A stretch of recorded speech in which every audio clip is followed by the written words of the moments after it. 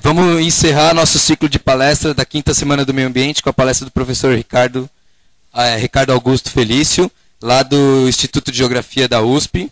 E ele vai falar sobre a farsa do aquecimento. Boa tarde a todos. Meu nome é Ricardo. É um prazer estar aqui na quinta semana do meio ambiente. Multidisciplinaridade, né? Então, meu objetivo foi fazer realmente uma palestra que abordasse a climatologia, as visões da climatologia dentro do aspecto geográfico e trazer uma visão diferente para vocês aqui do meio ambiente. Então, a primeira coisa que eu começo a dizer numa palestra como essa é fazendo uma enquete. Quem aqui acredita no aquecimento global? Por favor, levante a mão. Não tenha vergonha. Pois é. Então, para quem não está vendo aí da internet, né, quase a maioria levantou a mão. Então, o título da palestra deve ter chamado muito a atenção dos senhores, né? Porque está escrito o que ali? A farsa do aquecimento global. Então, olha só que interessante. Esse professor aqui, que é meio maluco, resolveu trazer para vocês esta palestra. Então, antes de mais nada, eu começo dizendo algumas advertências. A primeira delas é: nenhuma empresa de petróleo, gás ou similares, bem como fazendas, latifúndios, etc., financiaram esta palestra. Esse professor aqui é da universidade, tá? Não é a Shell, a Exxon Oil e qualquer outra que financiou essa palestra, nem o meu salário. Eu continuo ganhando meu salário da universidade. Este pesquisador não concorda, olha lá, bem escrito, com quaisquer das políticas ambientalistas criadas pelas nações, pela ONU, por ONGs, setores politicamente engajados. Eu estou desligado desses caras. E a terceira observação também é que este pesquisador não promove, vocês já viram em outras palestras aqui, o quê? O pregado desenvolvimento sustentável. Porque isso não existe. A prova disso é: quantos anos existe o Brasil como nação? 500. São 500 anos que o Brasil é explorado pelo mundo. E não acabou, né? São mais 500 ainda que tem pela frente e muito mais. Tá? Então nós pregamos aí a conservação da vida por si só. Não como um banco de recursos prestes ao bem, ao prazer do uso. Isso aqui eu estou vendo como se fosse forma de dinheiro. Não é isso. Então nós começamos a dar essa advertência para depois ninguém falar: não, aquele pesquisador é cético porque ele recebe financiamento. Não, nada disso.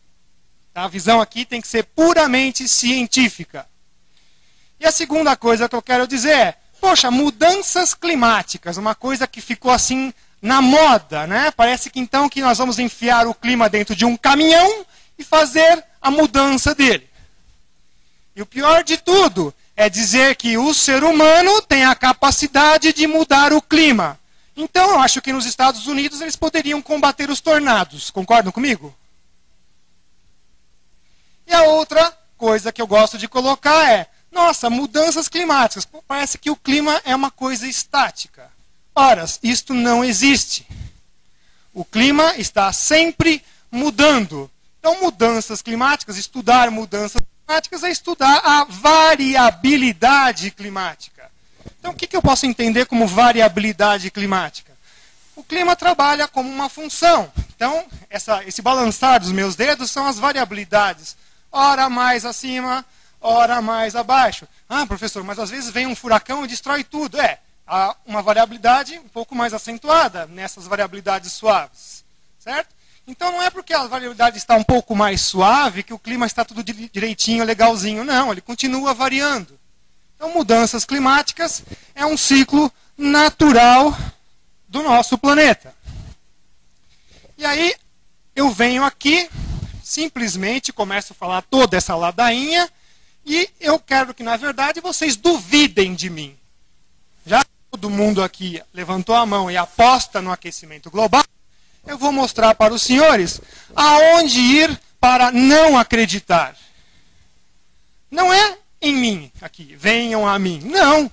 Os senhores vão lá no IPCC e leiam esse essa coisa aqui gigantesca, que ninguém lê isso daqui, que é o relatório do IPCC, e vocês vão tirar as suas próprias conclusões. Sim, esses caras não sabem nada do que estão dizendo. Esse aqui é o quarto relatório, só o primeiro volume.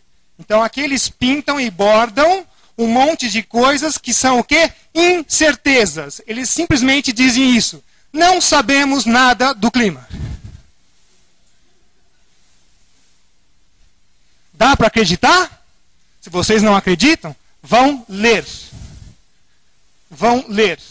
Que ninguém no Brasil faz isso. Então, para ser cético ao aquecimento global, basta ir na fonte suprema dos aquecimentistas do planeta, o IPCC. Eles não sabem nada. Aí o segundo volume dessa coisa gigantesca vem os processos de mitigação. Nós vamos depois abordar isso nessa palestra. E no terceiro vem a ira de Deus. Se você não fizer, o mundo vai acabar. Estou falando alguma coisa absurda ou é coisas que a gente vê na mídia? Então, para ser cético, basta ir à fonte. Se eles dizem que não sabem nada, quanto mais nós que somos leigos. Vamos começar por aí. Então, olha só que interessante. Palavras do IPCC. As variações do dióxido de carbono, né, é o famoso CO2, ao longo dos últimos 420 mil anos, o que eles estão dizendo ali? Seguiram amplamente a temperatura antártica, tipicamente de vários séculos a um milênio. Peraí, mas não é o CO2 que faz a temperatura do ar subir? Não é isso que vocês ouvem? O CO2 faz o planeta aquecer. O que o IPCC está falando? Que o CO2 sobe a sua concentração depois que a temperatura sobe. Então, como assim? Como ele pode ser causa se ele é consequência? Quem está falando isso é o próprio IPCC. Então, concluindo, a explicação para as variações glaciais e interglaciais de CO2 permanece como, o que ele está falando, o IPCC? Um difícil problema de atribuição. Ele não consegue juntar temperatura com concentração de CO2. Surpreendente isso? Quem ficou surpreso com isso agora? Levantem a mão, se não estava lá todo mundo aquecimento global? Agora eu quero ver levantar a mão. Quem ficou surpreso com isso? Que o próprio órgão máximo da ONU fala, olha, não consigo relacionar a temperatura com CO2. Como é que ficamos, então? Como ficamos, pessoal? Tem mais. Notícias, ciência política. Neutralidade do IPCC posta à prova. Então, isso aqui é um trabalho simplesmente de ciência política, está dizendo ali, ó, mudanças climáticas é parcial. Quer dizer, o relatório do IPCC tem outros motivos para existir, outros objetivos. Não é dizer sobre o clima. Então ele coloca ali, ó, o estudo conclui que as suas avaliações são norteadas por interesses econômicos. Suas constatações são mais favoráveis aos países desenvolvidos. Então eles estão querendo o que do Brasil? O que da Índia? O que da China? O que dos países pobres da África? O que será? O que mais que fala esse relatório, esse trabalho? Ele coloca ali, ó, o Tílio Neto, é um pesquisador lá da USP que trabalhou só na parte política. Ele coloca lá, o relatório não enfatiza, por exemplo, quais são os benefícios de se usar menos o carro.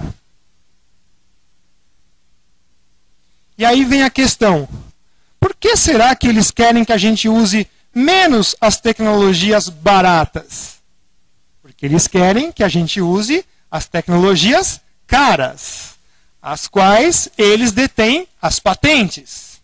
Então, para fazer um forçamento do uso dessas tecnologias, eles inventam a catástrofe global.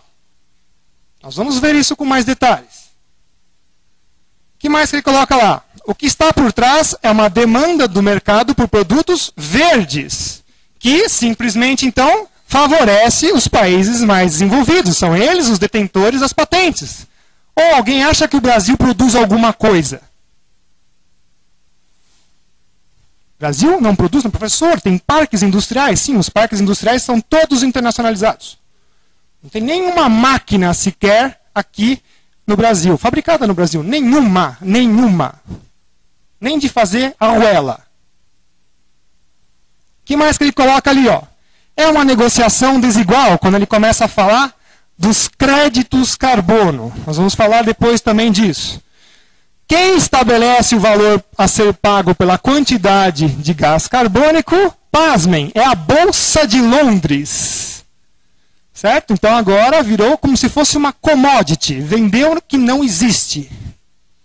E aí o preço é feito pelos países ricos. Eles estabelecem quanto vai custar a tonelada de gás carbônico. E o que mais? Como funciona, então, a elaboração dos relatórios?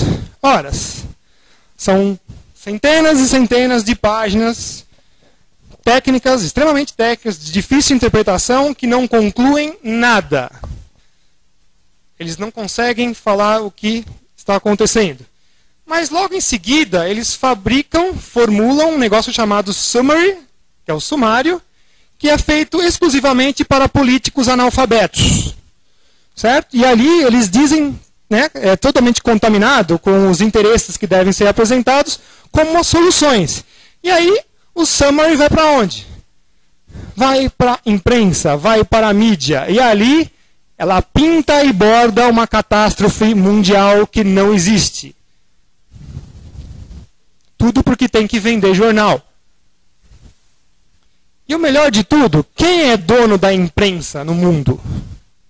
Nós temos aí 3 ou 4 empresas que mandam na imprensa do mundo. A Reuters é uma delas. Então, eles decidem que informação vocês devem ler. Que notícia tem que chegar no Brasil? O que tem que ir para a rede bobo de televisão? Por que não acreditar? Vamos continuar. Último relatório do Senate Minority Report, que é um relatório feito pelo Senado dos Estados Unidos, já mostra que, em 2008, mais 650 cientistas abandonaram o IPCC. Então, toda vez que vocês veem lá, são mais de 2.000 cientistas trabalhando. Mentira. Todo mundo está evadindo do IPCC e cada um põe o seu motivo. Não aguento mais trabalhar como um fantoche para essa mentira. Então, todo ano sai cientista do IPCC. Porque já viu que isso daí é uma maracutaia. E nós vamos contar a história da maracutaia.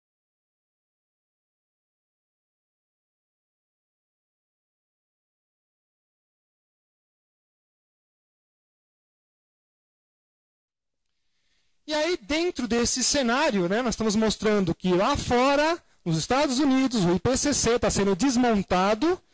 Vem agora a ideia de se montar um IPCC nacional, com o senhor Carlos Nobre e Companhia Limitada, lá do CPTEC e do INPE. Então, será que o Brasil tem que ser protagonista numa história que está fadada à ruína? Cientistas criteriosamente escolhidos farão parte do IPCC nacional. Será que eles serão criteriosamente escolhidos para o quê? E aí, olha só que interessante, né? O IPCC nacional quer fazer o quê? Criar políticas públicas estaduais e municipais. Ouvi dizer que a cidade de Sorocaba ela tem uma influência tremenda no clima global.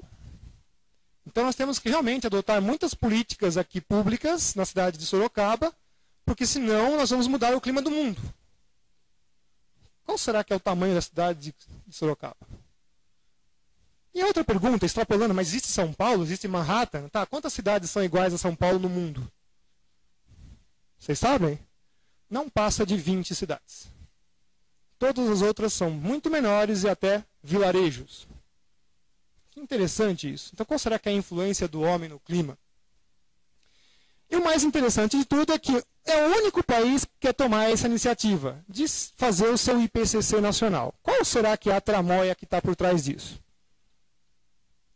Vou fazer aqui um levantamento histórico, rapidamente. Né? Bom, a história de mudanças climáticas já está lá por mais ou menos uns 150, 200 anos. Ela não é atual, não. Já tem uns 200 anos que tem essa historinha de mudanças climáticas. Estou colocando para vocês aqui, né, que o mundo vive aí as modas, né, que se espalham pela imprensa. As climáticas são sempre as que vendem mais jornais.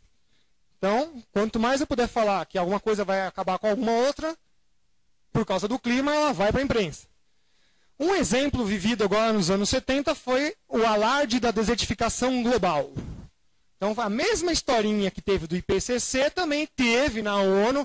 O mundo vai virar um grande deserto, etc. e tal, porque o Sahel estava aumentando, o Saara também estava aumentando um pouquinho. E aí fez todo esse cenário que nós estamos vendo hoje na imprensa também teve nos anos 70. O professor Conte, lá da universidade, que é um professor mais antigo, ele viveu essa experiência e ele nos conta muito bem todo esse alarde que teve. E aí chegou nos anos 80, nada disso se comprovou. Pelo contrário, o Sahel reduziu. Justamente era uma variabilidade climática de um tempo um pouco mais seco. O deserto expandiu um pouquinho. Voltou a chover, nasceram de novo os arbustos, as arvorezinhas. Né? Então voltou ao normal. Não foi o homem quem foi lá e destruiu e aumentou o deserto. Isso não existe. Né? Mas para todos os efeitos, a desertificação era um problema antropogênico. Será que o homem consegue fazer um deserto gigante? Se as condições climáticas do planeta forem favoráveis, é ele que vai fazer o deserto, não é o homem. O homem pode destruir tudo lá. Se ele abandonar aquele campo durante uns 20, 30 anos, volta tudo de novo. A floresta toma tudo de novo. Tempo de vida de uma cidade se nós fôssemos abduzidos por extraterrestres. Alguém sabe? Uma cidade fica no máximo viva 50 anos. A floresta vem e toma tudo isso aqui. Por isso que eu adoro aquele filme Os 12 Macacos. Os caras estão vivendo embaixo da terra, vocês olham o que tem em cima, né? Gelo, tudo, né? Porque toma. A natureza vem e toma tudo. Certo? É uma guerra. O homem, para viver, tem que ficar brigando com a natureza. Porque se largar a mão, ela vem e toma. Não tem jeito. E aí, as temperaturas mais frias que nós tivemos nos anos 70, a história era ao contrário. Havia um resfriamento global. E o mundo ia virar um picolé. Então, colocando aqui uma notícia para vocês, que saiu do acervo do professor Conte, sei lá, mudanças climáticas, ameaça ao futuro. Seria muito atual essa notícia se ela não fosse de 1976. E também nós tínhamos os caciques nessa época, né? Então tem aí, cadê o nome aqui, do Browning, né? Falando que o tempo ia mudar, os homens de negócios, né? Ó, cadê aqui? O Hunt foi um homem de negócio. Eu nunca liguei para o clima, mas agora penso nisso o tempo todo. Né? Aqui notícia interessante. Muitas outras pessoas estão fazendo o mesmo. O tempo parece ter enlouquecido ultimamente. Igualzinho, né? Não mudou nada, só mudou para frio para quente. Aí ele fala lá, as quadras de tênis de Wimbledon, na Inglaterra, não estiveram tão ressequidas desde os anos 20. E por aí vai. E no mesmo contexto que nós temos hoje, também naquela época existiam cientistas céticos. Eles falavam, alguns cientistas já acham que tudo isso é bobagem. Exatamente como eu estou falando. Tudo isso aí do aquecimento global é bobagem. Eles falavam, tudo que é o resfriamento global é bobagem. Né? Principalmente porque os climatologistas não podem oferecer nenhuma prova científica em que possam basear suas teorias. Nossa, IPCC, você está seguindo a receita de bolo dos outros? Eles não conseguem dar nenhuma evidência científica que o planeta está aquecendo. E ali também não conseguiam dar nenhuma evidência científica que o planeta está esfriando. Né? Então ele coloca ali, ó, os climatologistas, cadê aqui? Eles perguntam como, se os meteorologistas, utilizando computadores sofisticados em 76, podem prever o tempo com apenas 1 ou 2 dias. E hoje, 30 anos depois, apenas 5. 30 anos depois, os computadores conseguem, olhe lá, 5 dias de prognóstico de tempo. Depois disso, se você jogar uma moeda para cima, cara ou coroa é a mesma coisa. Cara chove, coroa faz sol. Esse que é o limite, né? Quem não entende muito de modelos matemáticos e previsão do tempo, existe uma curva de probabilidades. Então, 0 horas do modelo, 100% de acerto. Deu 10 minutos, 99. 1 hora, 98. Né? 5 dias, está beirando os 50%. Pô, 50%, meu amigo. Né? 30 milhões de dólares o computador. Tá, uma moedinha de 50 centavos serve. Concordam comigo? É probabilidade. 50% chove, 50% não. Nós estamos falando de 1976 para 2009. 33 anos depois, nós temos 5 dias. Então, tá ali, o cara ainda diz. É interessante, disse o cientista cético, mas alguns de seus trabalhos parecem saídos diretamente da terra da fantasia. Então, nós podemos muito bem convidar Alice, o coelho e o chapeleiro maluco para a discussão na mesa. Podemos, qualquer um, é tudo uma fantasia. É uma gigantesca fantasia que nós estamos vivendo. Na verdade, já passou para a histeria global do aquecimento. O mar vai tomar tudo.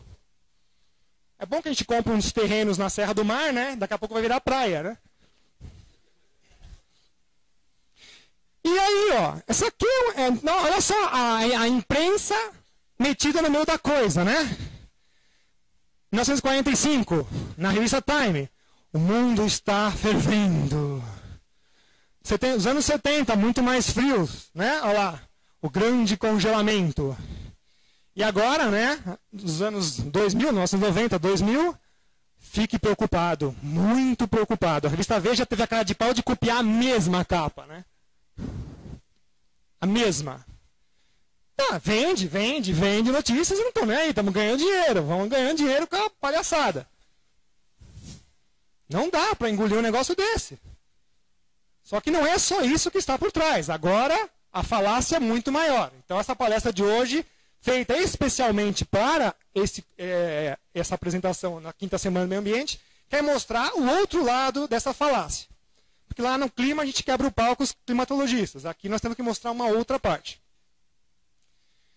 Então, olha só que interessante, né? Com o frenesi ambiental que começou em 1974, né? O tema climático tornou-se, então, ótimo, uma coisa de discussão. Tanto políticas quanto acadêmicas. Então, além dos problemas generalizados que nós tínhamos com a indústria dos anos 70, minha primeira pergunta, os parques industriais dos anos 70 são os mesmos dos anos 2010, quase? Será que uma indústria nos anos 70 poluía quantas vezes que uma indústria de hoje? Quase 10 vezes mais. Então, olha que interessante, né? Não se aplica a coisa, porque cada 10 anos muda-se toda a geografia, então se muda-se toda a geografia, muda-se também indústria, relações, dinheiro, etc, etc, etc, etc. Inclusive o próprio homem. Pensem nisso. Então, além de todos esses problemas ambientais, surge a grande ameaça para a humanidade, chamado o buraco na camada de ozônio, que acontece por causa de um gás chamado CFC.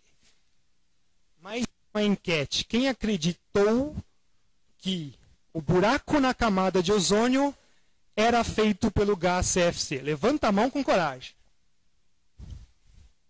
Vocês foram enganados. Vocês foram enganados. Então, os anos 1980 e o famigerado CFC. E ainda o que aconteceu? Final da Guerra Fria e a finalização da polarização mundial. Estou desenhando o contexto para vocês entenderem, porque o negócio é mais embaixo. Né? O planeta se eximiu de possuir uma crise global. Então, olha só que interessante. Eu tenho várias teorias, toda semana eu faço uma nova. Então, nós tínhamos lá. Guerra termonuclear global. Joga o termonuclear fora e põe aquecimento. Beleza, funciona. Vamos continuar. Que era, né? Nossa, cuidado aí. Está acontecendo de novo agora, né? Coreia do Norte, Coreia do Sul, os caras estão louquinhos para pôr o dedo no botão ali, né? Então fica o mundo apavorado. Guerra nuclear, o que vai acontecer? Então o mundo deixou, né, de possuir esse problema. Vamos criar outro. Vem aí o aquecimento global. Então ressurge das cinzas, porque essa história é muito velha. vem desde o século XVIII a historinha do CO2 antropogênico aquecendo o planeta. Detalhe que naquela época, no século XVIII, no século XIX, os caras estavam doidos que o planeta aquecesse. Por quê? Porque as pradarias da Sibéria, do Canadá, poderiam ser cultivadas. Se o planeta realmente esquentasse, todo aquele manto de gelo ia deixar terras férteis, minerais, petróleo à disposição do homem. Então os caras torciam para um aquecimento global. Olha o paradoxo da coisa. O que mais? Então vamos lá. Então, durante a Guerra Fria, o que acontecia durante a Guerra Fria? Você tinha lá geração de diversas novas tecnologias e de aprimoramentos de coisas que foram obtidas dos alemães na Segunda Guerra Mundial. E isso tudo tinha uma finalidade. A finalidade era o mercado militar. Então, tudo que vocês veem hoje, as facilidades, né? Computador, câmera digital em qualquer lugar. Até no banheiro. Certo? Veio da onde? Veio daqui, pessoal. GPS, blá, blá, blá, blá, blá. Tá aí, ó. Sensoramento remoto de satélites, telecomunicações, celular. Você acha que o celular foi feito para quê? Para guerra. GPS, para guiar mísseis. Nada disso daí foi para a melhoria da humanidade. Só que como a Guerra Fria acabou, o que será que acontece com tudo isso aí que foi inventado? Olha só que interessante. Cerca de 50% dos cientistas do mundo trabalhavam para os militares. Também tem isso. E do outro lado, nós tínhamos os ativistas e os opositores políticos. Os comunistas, né? Camisa vermelha, brigando nos parlamentos, na Alemanha, Inglaterra, joga água nos caras, né? Quebra pau, polícia. Você sabe disso, isso é um contexto real. Só que de repente acontece um ponto de flexão. Então, em 1987, a criação do painel internacional do ozônio. Tá? Isso daqui, esse problema nasce nos anos 70, em 1977. Em 1988, criação do IPCC, olha só, já tem 21 anos o IPCC, então a ONU planeja suas coisas com muita antecedência. Tá? Muita antecedência. Tá? Final da Guerra Fria e cai o mundo de Berlim. Nós temos aí então diversas reformas, abertura, e tudo isso começou com essa odiável senhora.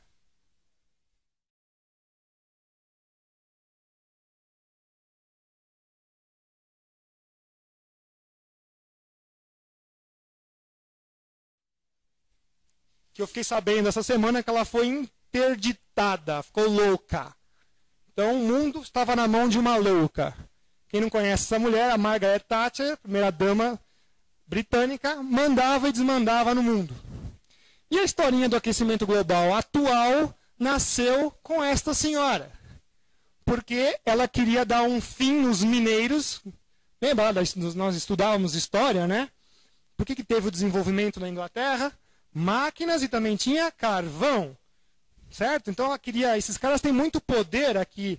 Eles fazem greve, etc. E tal, precisa arrumar um culpado. O culpado é o CO2, que é gerado pelo carvão, para ferrar os carvoeiros.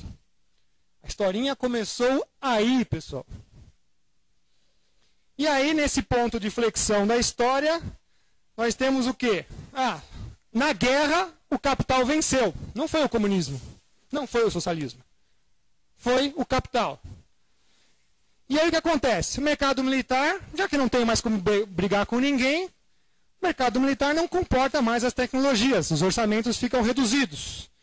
E o que acontece com tudo aquilo que a gente desenvolveu? Celular, câmera, computador, né? Sensoramento remoto, etc. e tal. Essas ficam órfãs. O que mais que acontece? Todos os cientistas, os órgãos governamentais, lembra? 50% dos cientistas do mundo trabalhavam para a guerra. Ficam órfãos. Ora, então nós temos que fazer alguma coisa. Sim. Tem que encontrar alguém que compre tudo isso. Então faz necessário encontrar consumidores para esses produtos e serviços. Vocês nunca pensaram nisso, né? Só na geografia que a gente descostura isso tudo, né? Mas por isso que nós estamos aqui para elucidar para vocês. E o que acontece depois? Os ativistas e os opositores políticos ficaram sem causa, né? Eu não posso mais brigar com ninguém, acabou. Puxa, acabou, e agora? Lembra daquele negócio amarelinho ali, ó? Encontrar consumidores para novos produtos e serviços. Ah, perfeito. Só que para encontrar o consumidor, eu preciso gerar esse consumidor. Como eu gero esse consumidor? Então eu gero dificuldades e motivos para que ele compre aquela tecnologia. Desde que seja o celular, ah, o meu é mais bonito, até você precisa usar porque a lei manda. Você precisa usar porque a lei manda. Afinal de contas, será que eu tenho que ter airbag no carro porque é mais seguro ou porque o presidente mandou? Então você alia isso, uma ciência engajada, pois a ciência tem donos, põe uma imprensa trabalhando, por isso que chama-se imprensa marrom, e aquela cor é especificamente disso, né? Para forçar a opinião da sociedade, porque se a sociedade não quer, o negócio não vai. Você justifica isso cientificamente, né? Ó, cientificamente, lembrem-se sempre disso, né? E aí está feita a porcaria. Você cria a dificuldade, mas tira da manga a facilidade. Vende as facilidades e as soluções.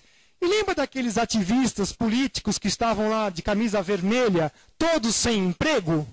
Eles vestem justamente uma camisa igual a de vocês, verde, e acharam a nova causa, a causa ambiental.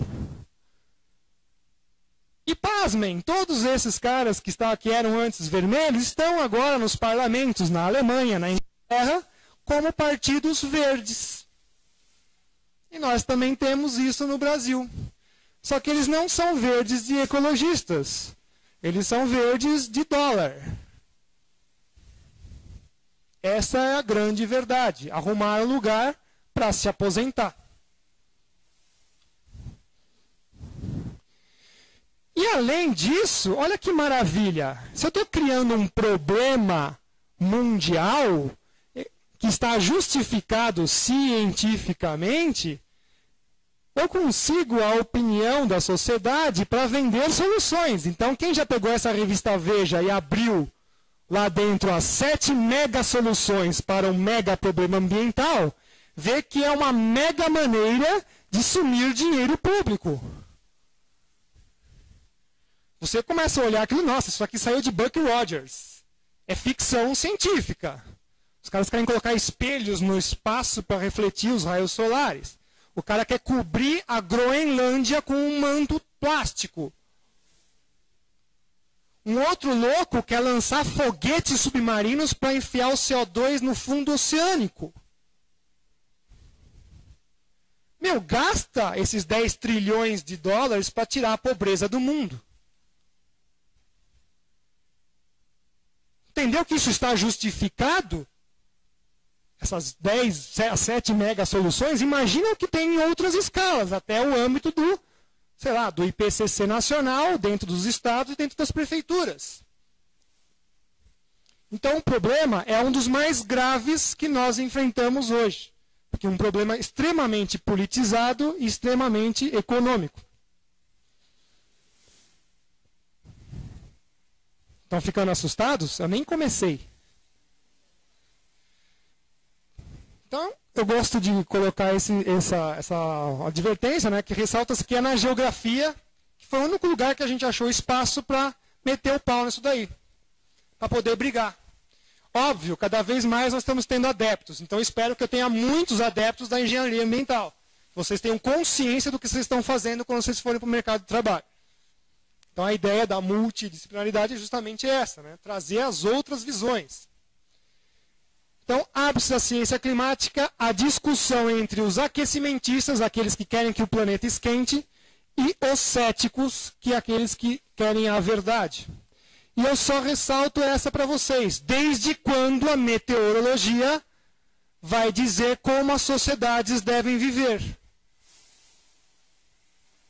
Um punhado de retardados Eu sou meteorologista, também sou retardado, por formação. Certo? Então eu tenho o direito de falar da minha ciência. Embora agora eu esteja na geografia, na climatologia geográfica, eu sei muito bem que os meteorologistas fazem. Então, a gente pensa assim, uma ciência geográfica, uma ciência que vem lá desde Estrabão, né? Deve ter uns 2, 3 mil anos. Então é uma ciência velha de barba, né? Aí vem a meteorologia, que é uma ciência que tem aí uns 100 anos, que nasceu com o Kippen. Né? Então é uma ciência que está na adolescência. Então o adolescente como é que é? Eu faço, eu mando. A ciência geográfica mais velha, barbuda, não é bem assim. Tá bom, vai lá quebrar a cara, vai. Já tem experiência na coisa, sabe que não é. Mas a meteorologia, adolescente, né, acha que pode tudo, então vamos lá. O tempo, né, agora sendo sarcástico com a palavra tempo, vai nos dizer. Então qual é o nosso horizonte nessa história toda? Pelo jeito, muito ruim. Então, na atual conjuntura em que se encontra, então foi a discussão que eu estava tendo com o pessoal ali antes da palestra. As coisas em relação ao quê? As relações homem-homem, as relações homem-meio, a sociedade e natureza. A gente está tão desprendido da natureza, tão desprendido, que chega ao ponto de eu perguntar para vocês estão sentados nessas cadeiras, quem fez, como foi feito? Vocês não sabem responder. De onde veio essa cadeira? Quando você abre o motor do seu carro e olha, você faz, né? Se quebrar, dançou. Nós estamos tão desprendidos da natureza e tem tanto empecilho no meio dessa coisa, que qualquer coisa que você fale do meio ambiente, da natureza, etc. e tal, você engole aquilo numa boa. Porque nós somos leigos perante a natureza, das coisas que nós nos apropriamos para sobreviver. Então eu coloco aí que esse papinho de mudanças climáticas dentro desse contexto fica muito tranquilo de ser inserido, né? Então eu coloco lá, ressalte-se que esses mesmos fatores podem, e não, na verdade devem, ser levados em conta para diversas outras atividades e atuações dos senhores que serão profissionais de engenharia ambiental, não somente do clima. Todas as coisas, todas as disciplinas que vocês fazem dentro dessa casa, por que elas estão ali, para que elas servem, qual é o contexto na sua visão futura profissional e para o melhor do nosso país. Vocês não podem esquecer disso. Então, o curso de engenharia ambiental não é um duto fechado. Vocês têm que olhar para os lados. Então, mostrando aí o nosso horizonte das mudanças climáticas, afinal de contas, então, quem faz as mudanças climáticas? Que pergunta desgraçada, né? Não, tranquilo. Primeiro, as forçantes climáticas naturais. O que o nosso planeta tem? Vulcões, florestas, oceanos, água da atmosfera. Esse pessoal aí, ó, que eu elenquei nesse conjunto, tem um poder gigantesco no planeta. Não é o homem que tem. O homem tem uma influência em mudanças climáticas, as forçantes climáticas antropogênicas, tem na sua escala de atuação. Então, nas cidades, na fábrica, no transporte, cultivo, manejo, os poluentes que ele faz, mas afinal de contas é tudo ali nas cidades. Se você 50 quilômetros para fora da cidade, tudo volta ao normal. Então eu gosto de dizer que o homem mora dentro dos seus próprios vulcões.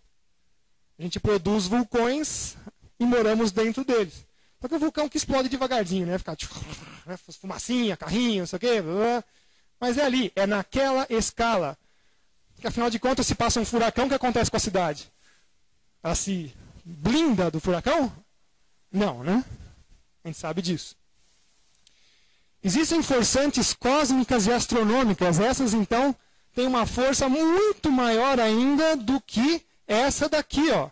Os raios cósmicos, a energia solar, a mecânica celeste, as posições que o planeta Terra... o posicionamento do planeta Terra perante o Sol. E, finalmente, temos as forçantes políticas e econômicas, né? Esses estão os interesses, produção, desenvolvimento, acúmulo de riquezas. Mas parece que essas forçantes políticas e econômicas soam um tanto estranhas agora nesse cenário que eu apresentei para vocês, né? Porque as outras parecem fazer sentido, mas essa quarta não. Então você alia aí uma imprensa marrom e uma ciência engajada, que na verdade só está interessada em dinheiro. O que será que acontece com as forçantes políticas e econômicas? Tornam-se farsantes políticas e econômicas. Então é uma farsa, e eles estão dizendo que justamente isto daqui tem um poder muito maior que, por exemplo, o Sol. Que um vulcão.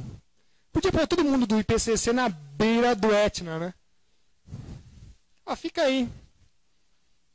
Ou então colocá-los todos pelados na Groenlândia para fazer uma reunião. Para eles verem como o aquecimento global é muito forte. Então, antes que vocês tenham vontade de jogar uma bomba atômica em tudo, nós vamos mostrar mais coisas. As relações, que aqui é a minha outra teoria, que eu chamei a tríade. Eu vou mostrar para vocês quem é a tríade. Como nós temos aí o triângulo da combustão, combustível, comburente e o calor para fazer fogo, certo? Nós também temos aí a tríade, desenvolvimento sustentável, as mudanças climáticas e o aquecimento global. Isso daí é a tríade que traz o inferno à Terra. Certo? A santíssima trindade do capeta. Afinal de contas, quem quer um planeta quente tem que ser o diabo, né?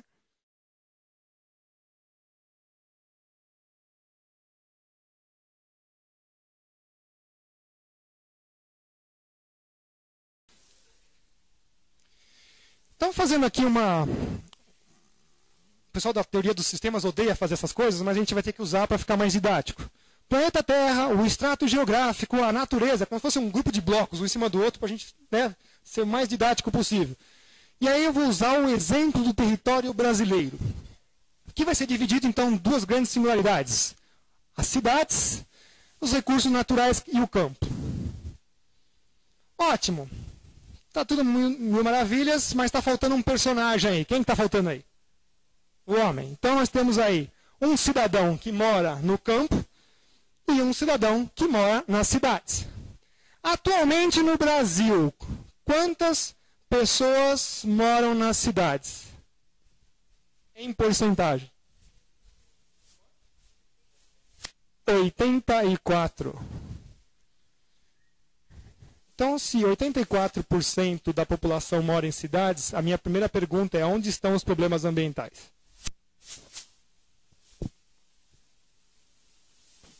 As cidades tomam muito do território nacional brasileiro? Tiquinho assim, né?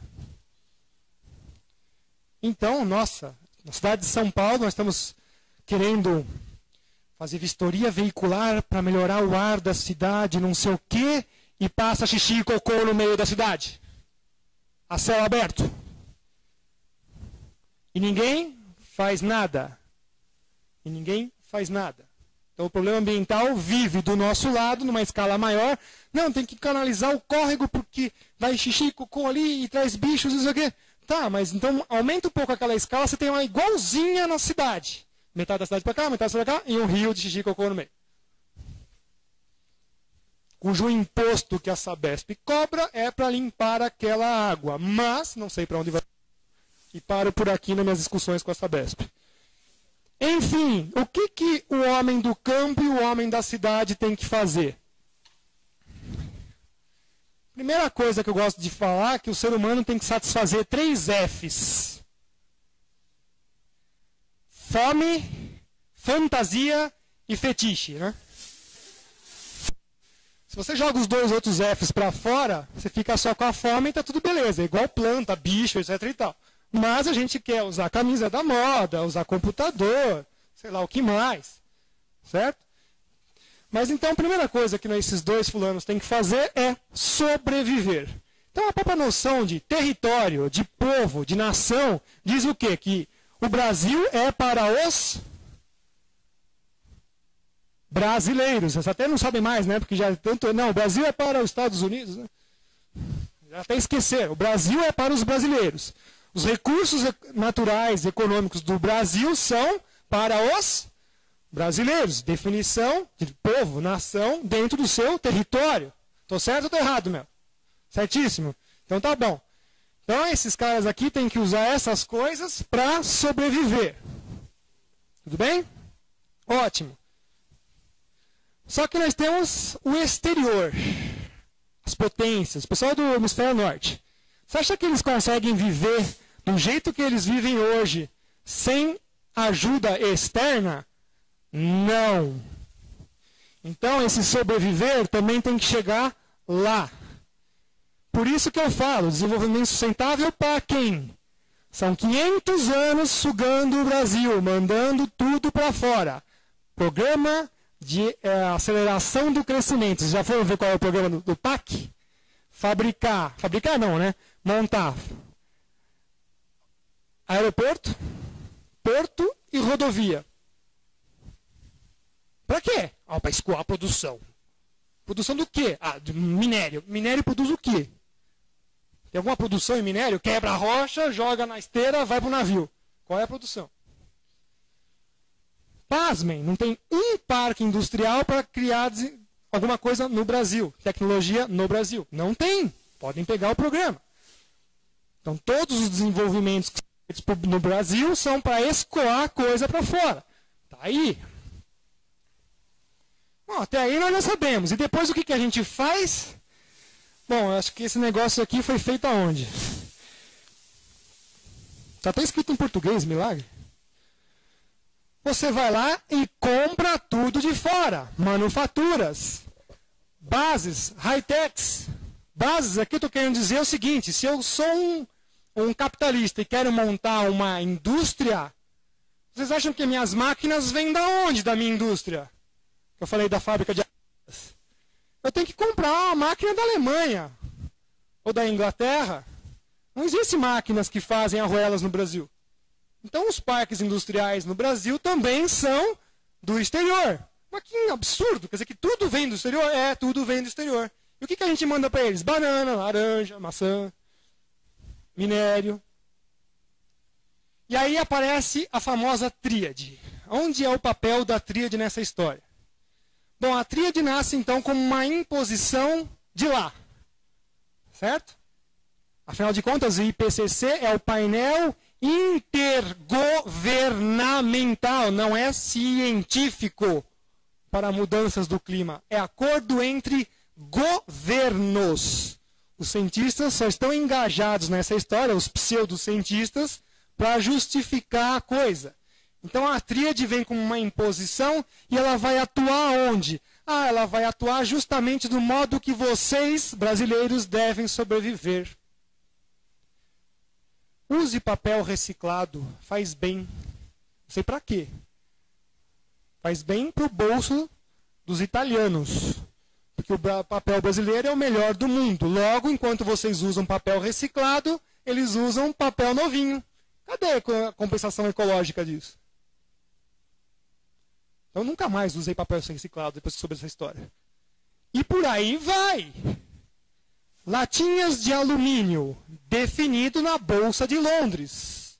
Sabiam disso? O preço do alumínio reciclado é uma commodity.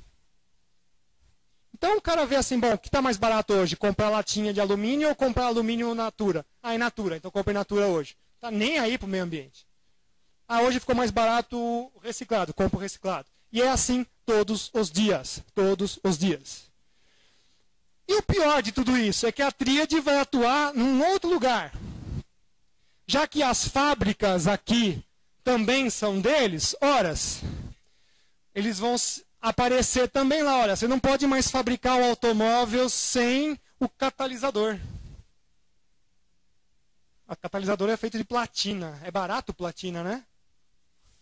Quem quiser ler aquele livro Mercenários Cães de Guerra, do Frederick Forsyth, lá dos anos 60, 70, ele já contava uma historinha parecida com essa. Derrubaram governos africanos para ficar com minas de platina. E a justificativa é porque o mercado dos Estados Unidos ia ter catalisadores de platina. Porque carro é carro desde que o Ford inventou. O que você fica fazendo com o carro? Agregando valor. Airbag, som, não sei o quê. Tem que propaganda de carro, o cara só fica falando de besteiras, né? E não fala do carro em si. Então eles ficam agregando coisa no carro para poder agregar valor. Porque o produto em si, automóvel, é aquele motor porcaria a combustão que só consegue usar 25% da energia da gasolina, os restos é jogado para calor para fora. É a pior máquina que existe. E está lá até hoje, né? Então a tríade vem e fala, ó, você tem que trocar todo o seu parque industrial porque ele está obsoleto. Impressionante isso. E se eles não conseguirem fazer isso através da consciência, a consciência ambiental, não tem problema não. Eles mexem nos governos, afinal de contas são acordos intergovernamentais, e mudam as leis. Mudam as leis, que vocês estão vendo nessa primeira flecha aqui, de como vocês têm que viver no campo ou nas cidades, como vocês têm que explorar os recursos naturais, como vocês têm que usar a sua água, porque afinal de contas nós precisamos usar a água de vocês. Então economizem bastante água, tá? Não porque está faltando, é porque alguém precisa usar. Economizem bastante energia elétrica, tá? É porque alguém tem que usar. Quem? Os parques industriais das multinacionais. Por isso que a conta de luz é diferenciada para os cidadãos e para as indústrias. Para as indústrias chega a ser 5 centavos o quilowatt-hora e para vocês 50 centavos. Só quanto? 1000%, né? 1000% de diferença. Vocês nunca souberam disso, vocês estão sabendo disso hoje. E que mais? Bom, já que eu também forço aqui vocês a sobreviverem do jeito que eu quero, eu também posso forçar vocês usarem as manufaturas, as bases e os high-techs que eu quero que vocês usem. Tudo através da lei. Então olha só que interessante, eles estão dominando o jeito que vocês, cidadãos, ou vocês, brasileiros, no conjunto todo, devem usar as coisas que são de vocês por natureza. Para isso eu preciso criar uma historinha. A historinha está dentro da tríade. E depois de tudo isso, o que você vai fazer? Vai pagar caro por isso. São os royalties que vão para o exterior. Nada é desenvolvido aqui. Então a gente fala que a tríade renasce aí da teoria de Malthus, né? Malthusiana. Então Malthus dizia o seguinte: à medida que as populações dos países pobres crescessem, eles vão fazer o quê? Vão querer um desenvolvimento humano mais adequado. As pessoas vão ficando mais esclarecidas. Eu quero usar as coisas, quero ter conforto. Eu não quero mais cozinhar com esterco de vaca. Que acontece na Índia. Que a maior parte das crianças morrem intoxicadas. As mulheres não chegam aos 40 anos de idade. Por quê? Porque cozinham com esterco de vaca. Não estão na escola porque estão catando esterco de vaca. Então a vaca não é sagrada porque é só Deus. É porque dá o provento da casa. Não comem o cocô, mas cozinham com ele. Essas são as verdades que nós queremos trazer para vocês. Então, se eles iriam concorrer por esses recursos naturais, nada melhor do que vocês não quererem que eles sejam de vocês. Então, essa ideia da tríade do aquecimento global, do desenvolvimento sustentável, das mudanças climáticas, está tentando aí impor a teoria malthusiana. Então, os subdesenvolvidos devem o quê? Reduzir o consumo de petróleo, enquanto a sociedade americana, por exemplo, sozinha consome 1/3 do que é produzido no mundo. Eles querem manter um padrão de vida muito bom, mas eles não querem que todos tenham aquele padrão de vida. O deles é absurdamente somente gastador, né? Não é aquilo que a gente também está pregando. Eu vou fazer aqui uma rápida passada do que é o clima, só para a gente ter uma noção do que eu estou dizendo, que o clima então representa a interação entre qualquer superfície da Terra, sendo natural ou antropogênica, com a atmosfera. E isso em diversas escalas. Então, a climatologia vai fazer o quê? Vai estudar os diversos tipos de clima conforme a escala desses processos. Então, se nós temos aí uma miríade de possibilidades de clima, justamente porque nós temos uma miríade de superfícies na Terra. Tem gelo, tem água, tem montanhas, florestas, cidades, etc. e tal. Cada uma dessas tem uma influência climática na sua escala. Obviamente, existem escalas maiores. Então, existe, por exemplo, a Antártida tem um tipo de clima. A floresta amazônica tem outro. Ela tem predomínio sobre todos os outros. E é interessante mostrar para vocês também que essa definição veio dos antigos árabes, né? Ela é astronômica, então referente à inclinação da Terra. E aonde será que tudo começa nos estudos do clima? Começa aqui, ó. Quem manda no planeta Terra é o Sol, e ponto final. Tá? Vou até colocar uma citação aqui do Van Gogh. Quando eu pinto o Sol, quero que as pessoas saibam quanto ele tem o poder de mandar em tudo aqui. Tudo que tem, nós estamos vivos, nós somos filhos do Sol. Se não fosse o Sol, nada estaria vivo.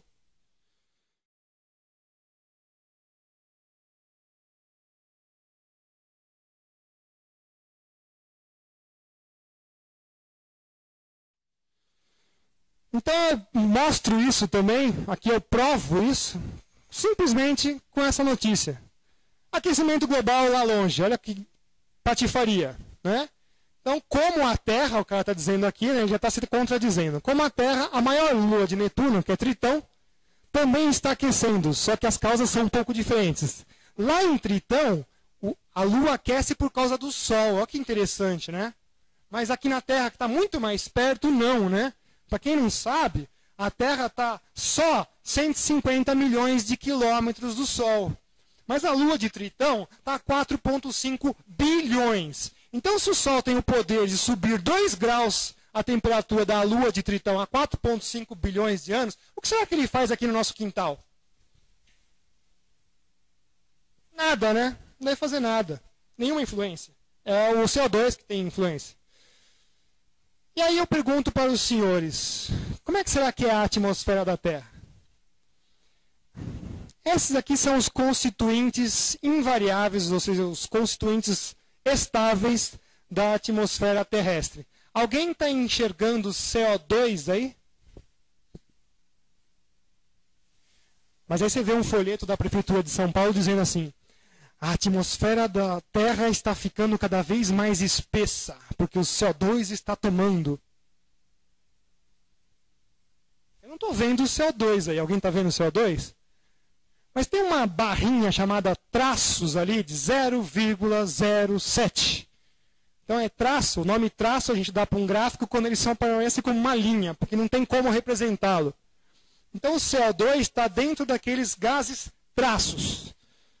E ele aparece na impressionante fatia de 0,033. Eu estou dizendo de todo o CO2 do planeta Terra na atmosfera. Quanto será que é ainda do homem dentro dessa fatia? E é esse cara que está aquecendo o planeta? Não, a gente já viu que o próprio IPCC não fala isso, ele não tem coragem de falar isso. Então, se ele se apresenta numa fração de 0,033, eu fiz aqui um exemplo didático para vocês entenderem o que é isso. Se a gente imaginasse uma cidadezinha que eu tivesse 10 mil casas, tá? Essas 10 mil casas são toda a atmosfera da Terra. Quanto seria de CO2?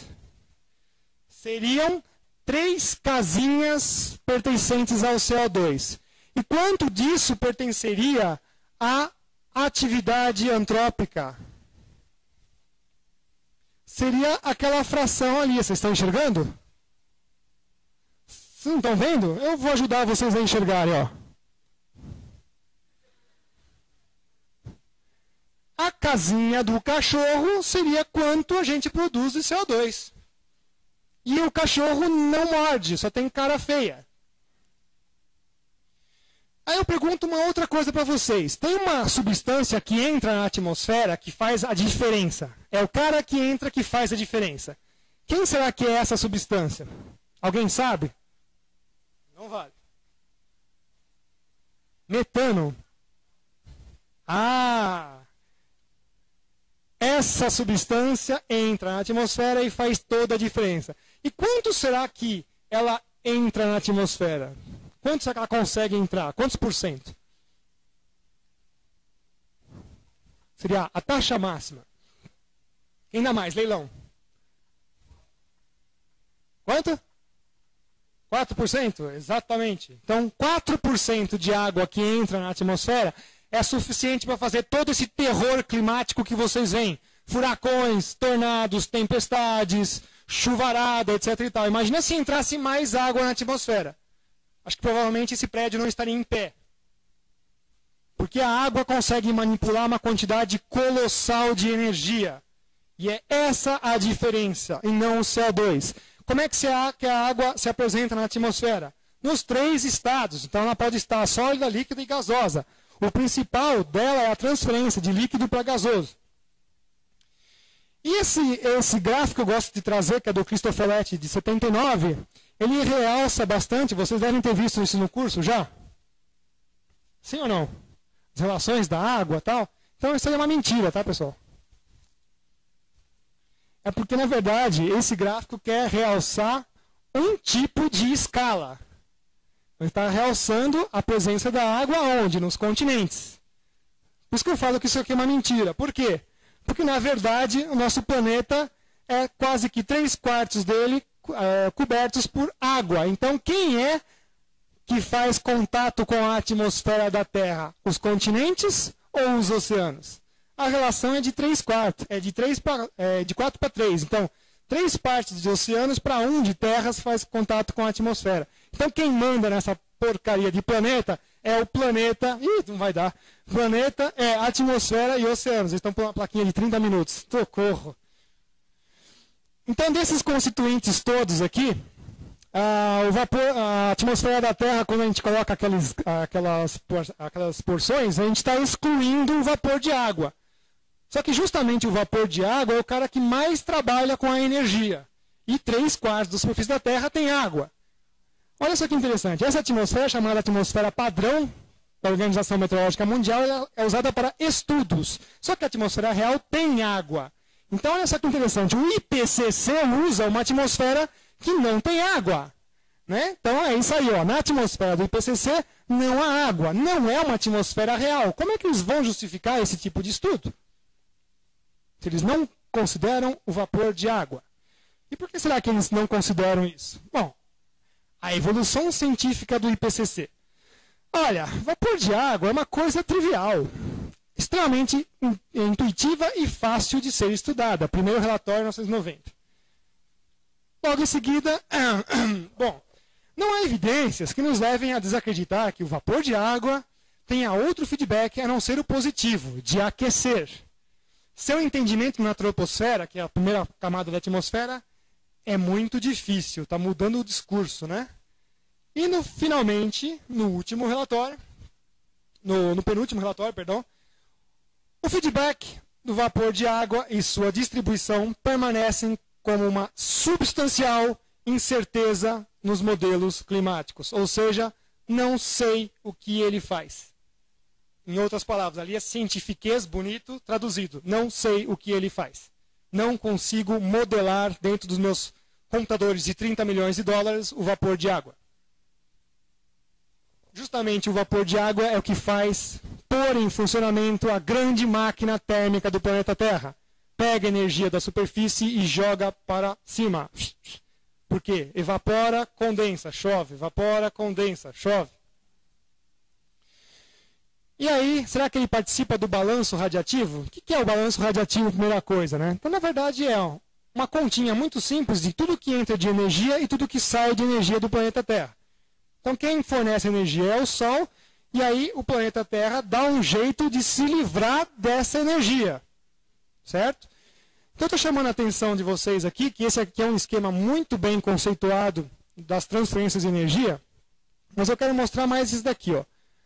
Tem aqui 23%, quase 25% transportado por vapor de água. E o mais interessante, não aparece em nenhum estudo climático o CO2 fazendo parte dessas relações do balanço radiativo. Ou seja, ele não serve para nada, a não ser para fazer planta. Então, olha que interessante. O vapor de água e as nuvens manipulam cerca de 25% da energia do nosso planeta. Se as nuvens são baixas, elas conseguem manipular de 30% a 64%, dependendo da área espacial que elas cobrirem. E as nuvens convectivas, são as nuvens profundas de tempestade, conseguem jogar de 90% a 95% da energia para fora do planeta. Então é como se fosse a íris dos nossos olhos. Tá? Elas controlam a entrada e saída de energia luminosa, no caso, esse daqui, radiação de ondas longas. E o efeito estufa, afinal de contas? Bom, ele é extremamente necessário e vital. Por quê? Porque justamente o efeito estufa, ele faz com que a Terra permaneça por um período considerável de horas com uma temperatura amena. Porque a energia que vem do Sol vem em forma de ondas longas, quando bate na superfície, é refletida para o espaço em forma de ondas curtas, forma de ondas longas. Então a nebulosidade, auxiliada pelo vapor de água, retém essa energia e reflete de volta para a superfície. Porque se a gente não tivesse o vapor de água e as nuvens, a temperatura da Terra seria diferente. Então tem um estudo aqui que mostra a energia que a temperatura que a Terra teria com e sem vapor de água. Então, no primeiro caso, nós estamos vendo aí a temperatura efetiva do planeta Terra com o vapor de água e nuvens é de cerca de 15 graus positivos. Se você tira o vapor de água e nuvens, o que acontece então? Toda a energia incidente foge para o espaço. Então, a temperatura seria de menos 18 graus Celsius, segundo o cálculo de Arrhenius que foi feito em 1896, só que esse cálculo está errado. Por quê? Tem uma fórmula muito complicada, que é o sigma T a quarta. Então, Arrhenius tinha preguiça de fazer extrair a raiz quarta. Né? Imagina, em 1896 não tinha computadores de 30 milhões de dólares. Então, extrair raiz quadrada já é um saco. Imagina a raiz quarta. Né? Então, o que ele fez? Ele somou tudo, tirou a média e foi para a raiz. Essa propriedade matemática não vale. Então, recentemente, foi publicado um estudo alemão e a conta foi refeita do jeito certo. A temperatura da Terra efetiva seria de menos 129 graus Celsius. Ou seja, quando a nossa querida Fátima Bernardes, da Rede Bobo de televisão, fala que nós devemos combater o efeito estufa, eu acho que os senhores podem mandar para ela um tijolo de presente para ela servir no jantar do Bonner. Porque nessa temperatura, nada mais na Terra vai viver. E eu ouvi dizer que a gente faz fotossíntese. Então vocês podem mandar de presente para ela um tijolo, que assim ela serve no jantar. É muito bom, né? Não precisa de sol para viver.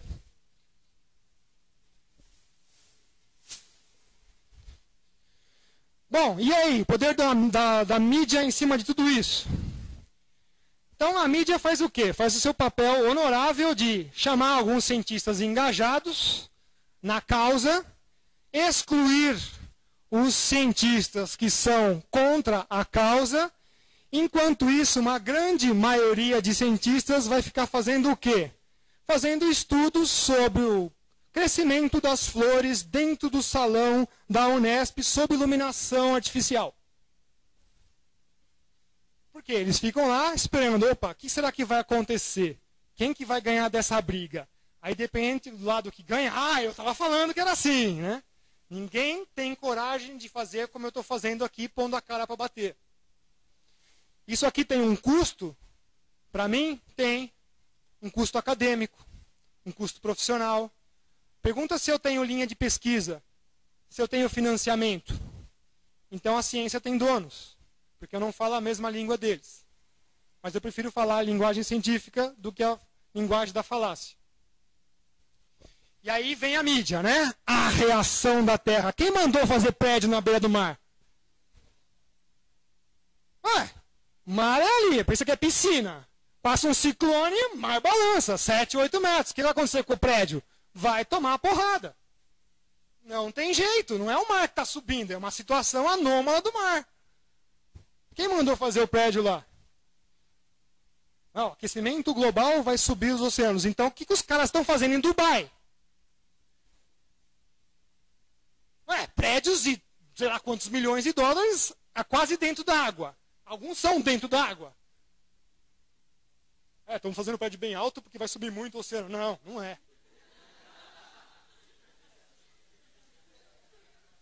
Teve uma do Greenpeace, né? Uma empreiteira processou o Greenpeace porque eles não conseguiram vender nenhum dos imóveis que eles fizeram na beira do mar. Aí falou assim, prova que isso aí vai subir.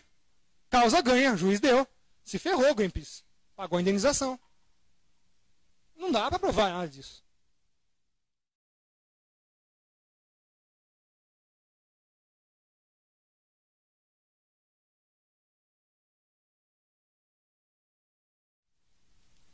A vingança da natureza. O efeito estufa já derrete as geleiras. Papo furado. Oi? Já vamos chegar lá. O planeta pede socorro. O planeta não pede nada, a primeira coisa. Tá? Quem pede socorro somos nós. O planeta fala assim, não quero nada. Dá um terremotozinho, morre 1 milhão de pessoas. Certo? O planeta se espreguiça. Cai a cidade inteira. Né? As placas, tecnologia de placas, né? Precisa dar um ajustezinho aqui de 1 milímetro, 1 milhão de toneladas. As pessoas esquecem que nós estamos, na verdade, em cima de um negócio chamado mega navios, que são os continentes, que trafegam um negócio chamado o quê? Manto, né? A astenosfera, borbulhando. Né? Aí uma bolha vem um pouquinho mais para a esquerda, cai a cidade. Olha a escala, olha só o poder que nós temos, né? Temos um poder incrível. Essa daqui foi a única vez que a Times fez uma capa verde. E o que está dizendo lá? Como vencer a guerra ao aquecimento global. Pelo amor de Deus, né? Plantando árvore é que não vai ser. Ciclones tropicais continuam muito bem, obrigado. Tá? Não é porque teve aquela onda de ciclones tropicais dos Estados Unidos que tinha aquecimento global. Pelo contrário, essas máquinas termodinâmicas fazem justamente o quê? Converter energia térmica em energia cinética. A mesma coisa os ciclones extratropicais, que estão fora dos trópicos, só que de uma maneira diferente, e os ciclones extratropicais polares que atuam na Antártida e alguns no Ártico. Esse pessoal aí são máquinas termodinâmicas extremamente eficientes e não há nenhum indício que mostre que essas máquinas estão aumentando. Justamente porque se a atmosfera estivesse aquecendo, ela ia ficar uniformemente aquecida. Logo, as máquinas não têm função de existir. Quer dizer, é um contra-argumento dizer que os ciclones estão aumentando. Isso é patifaria, não existe. E aí, o John Christie, que é um dos céticos americanos, coloca lá: é extremamente frustrante para um cientista ver na mídia que cada desastre meteorológico está sendo acusado de mudança climática, quando, na verdade, esses eventos fazem parte da variabilidade climática do sistema, a variabilidade natural do sistema climático. Então, o Catarina, no Brasil, não foi o primeiro ciclone tropical, como vocês já ouviram aqui, acho que nesse evento. Em 1970 já teve outro. Tá? E, na verdade, ele nasceu como um ciclone extratropical, foram condições específicas que tinham uma seca muito forte no sul do Brasil, e por isso que ele aconteceu. Outras informações interessantes que nós podemos falar sobre o nosso querido planeta Terra. Ajuste nas séries de temperaturas. Primeiro, eles queriam colocar de qualquer maneira que 1998, 2000, etc. e tal, eram anos mais quentes. Aliás, a imprensa todo ano fala, este será o ano mais quente. Não é. Tá? Quando se fez o ajuste climatológico aqui, viu que os anos 30 tem anos mais quentes. Então, 34, 21, 31, 38, 39. Aí tem lá 90, 99 e 2006. 98, 99 e 98 foram justamente próximos do ápice solar, porque o Sol também tem ciclos, certo, de cerca de 11 anos, ora mais energia, ora menos energia. Atualmente está pegando os aquecimentistas de calça curta dentro do banheiro sem papel higiênico. Porque o Sol, desde 1920, nunca esteve tão tranquilo. 1,4 manchas solares por dia. O Sol está quietão lá, vagabundando. Certo? Maravilha. E tem mais ainda. Né? Olha lá, que interessante essa notícia aqui. Ela é de 1900 e não consigo nem chegar, 38. Exploradores soviéticos abrandam o aquecimento global dos anos 30, porque era catástrofe também. Esses cientistas, na época, informavam que há 3 ou 5 mil anos atrás as temperaturas já estiveram bem mais altas que a atual. Lembrando que 38 foi o 9º ano mais quente dos últimos 100 anos. Não foi os anos 90 nem os anos 2000. Aí eles vão pesquisar no gelo.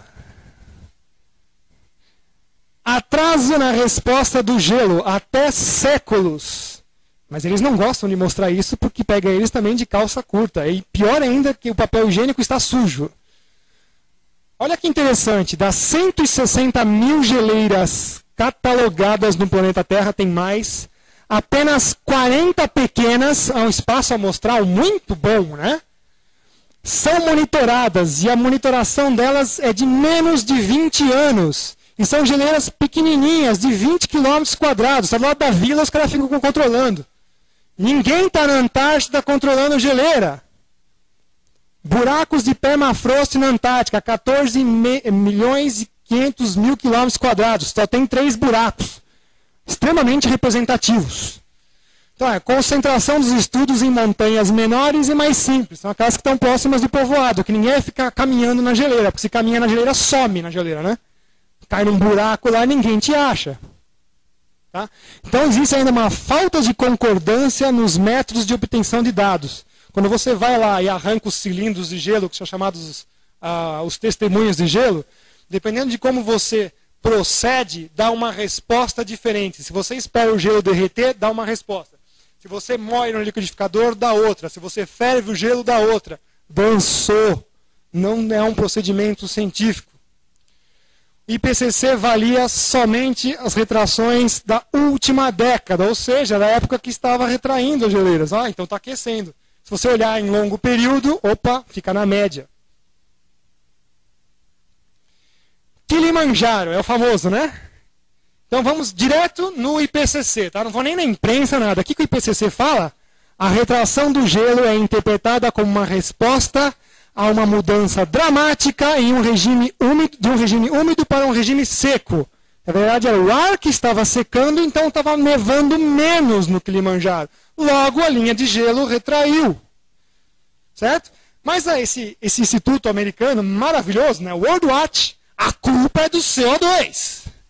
Esses aqui são os vendedores do capeta. Aí você vai no monte... então, se esfriar e cair mais neve, o que acontece? Aí você vai para o Monte Shasta nos Estados Unidos. Apresenta 20% a mais de neve e está esfriando, segundo os registros meteorológicos, há 60 anos. O que vai falar? A World Watch é culpa do CO2. Então, não adianta se esquenta ou se esfria, a culpa é do CO2. Tanto faz. Não há um consenso, né? O importante é vender o terror. E aí, nós tivemos o 3º ano polar, que alguns glaciologistas aqui no Brasil falaram que é o 4º ano polar, eles esqueceram de estudar, né? Então é o 3º ano polar, que começou em 2007, terminou agora em março de 2009. E o mais legal de tudo isso é que justamente 2007 foi o ano mais frio desde 1941. Então aí registros mostrando quanto que congelou da Antártida. Certo? Dos seus 14 milhões de quilômetros, ela foi para quase 27 milhões de quilômetros congelados. E aí o próprio IPCC fala, é pouco provável que a calota ocidental derreta nos próximos séculos. Né? Mesmo sob cenários mais pessimistas. Afinal de contas, né, você está a menos 70 graus. Aí se subir 6 graus, ou 10 graus, que seja, vai para menos 60, né? O gelo vai continuar gelo. Né? De menos 70 para menos 60 é gelo. Então não consigo ver aonde que vai subir o nível do mar. Mas os redatores do ano polar começaram a inventar. Primeiro começa com os modelos. As avaliações dos modelos e dos dados de satélite tem 2 erros crassos. O modelo não sai para porcaria nenhuma e dados de satélites sobre a Antártica têm um erro absurdo de avaliação. Isso já é sabido desde os anos 70, mas os caras querem teimar. Então eles querem fazer com que uma avaliação de 1 grau, então tem que ser 1 grau Celsius. Tá, então 1 grau Celsius está aqui. Qual é a sua barra de erro do satélite na Antártica? 2 graus. Mas peraí, como é que você consegue fazer uma medida cujo erro é maior do que a medida? Não dá. Não dá para engolir isso. Precisão é zero. O negócio pode ser tanto 2 para lá quanto 2 para cá. Como é que você pode falar que vai subir 1 grau? E ainda ele continua lá, né? Como na Antártida estão perdendo massa e aumentando o nível do mar. O próprio IPCC fala que não. Tem mais. Perdem massa por quê? Porque nevou tanto lá em cima, na cabeça da geleira, que obviamente ela não aguenta mais a carga e joga isso de volta para o ciclo hidrológico. Então quando eles mostram aquela cena da geleira ruindo assim, é sempre a mesma cena. Se vocês decorarem, ela está há 20 anos passando na televisão, né? A função da frente de geleira é devolver água ao ciclo hidrológico. Ela tem uma velocidade de deslocamento que foi feita para isso. A pressão lá em cima é muito maior. Então lá embaixo ela arrebenta e volta para o oceano. Venta demais, racha a geleira. Mas é sempre a mesma imagem, vocês podem ver. Afinal de contas os caras ficam de plantão lá. Vai, ui, filma! Não. Ninguém fica fazendo isso. Função da frente de geleira é devolver bloco de gelo para o oceano. Tem mais, né? Novos dados também confirmam que o aquecimento da Antártida está muito mais alastrado do que se pensava anteriormente. Nada a ver isso daí. Que mais? Corrente circumpolar antártica esquentou. Então não foi a atmosfera que esquentou, foram os oceanos. Mas nós sabemos que os oceanos são os grandes reservatórios de calor da Terra. Os ciclos oceânicos são até de mais de 1000 anos. Quer dizer que a coisa que está acontecendo na Antártida agora começou provavelmente há 1000 anos atrás. A resposta do oceano é muito mais lenta. E os caras dizem que isso aí são sinais do aquecimento global, está afetando a Antártida de modo jamais suspeitado, né? Deve ser um jornalista que escreveu esse relatório. E aí, se a temperatura da média da Antártica é de 50 negativo, como eu falei para vocês, para derreter tudo isso daí, você precisaria ter temperaturas extremamente altas nos polos. Significa que aqui nos trópicos já está todo mundo torrado, não estou mais nem preocupado com o aquecimento global, já morremos mesmo, né? E quanto ao ozônio, eu falei que não ia esquecer dele. Além disso, notou-se um quadro complicado envolvendo as interconexões entre as concentrações de ozônio sobre a Antártica. Quadro complicado, uma ova. Isso já é abordado no nosso curso de mudanças climáticas. Quais são as relações do ozônio na Antártida? Olha só que interessante, né? Eles precisaram fazer um ano polar para concluir aquilo que nós vimos numa aula, né? O vórtex polar, as condições de vento, a frequência das tempestades de superfície ao redor do perímetro antártico, é uma coisa que eu estudo já há 7 anos só, tá, pessoal? Esse conhecimento nos permitirá refinar os modelos que associam o aquecimento global à redução do ozônio. Então agora eles têm que fazer mais um culpado para o buraco na camada de ozônio. E isso é uma grande mentira. O ozônio é formado por radiação. E ainda vem a outra, a máxima total. Quem realizou a pesquisa pelos dados do satélite foi o Michael Mann. Alguém conhece ele? Não, ele deve estar enterrado já, né? É igual um avestruz. Ele já foi desmascarado internacionalmente pelo seu famoso taco de hóquei. Que o nosso querido... Opa, fugiu o negócio? Não, tem aqui. Volta. Não está aparecendo. Ele está trocando. Nosso amigo Al Gore, Al Bobo, vai no filme dele, sobe naquela plataforma e vai seguindo a temperatura assim, né? Então ali foi uma falseta, uma mutreta climática, pegaram dados aquecimentistas e multiplicaram só por 270. Aí, obviamente, vai subir, né, a temperatura. Então vocês veem que os modelos podem ser muito bem manipulados. Então, quem realizou a pesquisa foi em outras palavras, então, o terceiro ano polar gastou 400 milhões de dólares e deixou o quê? Muito a desejar. Então pega o terceiro ano polar inteiro e enfia no lixo.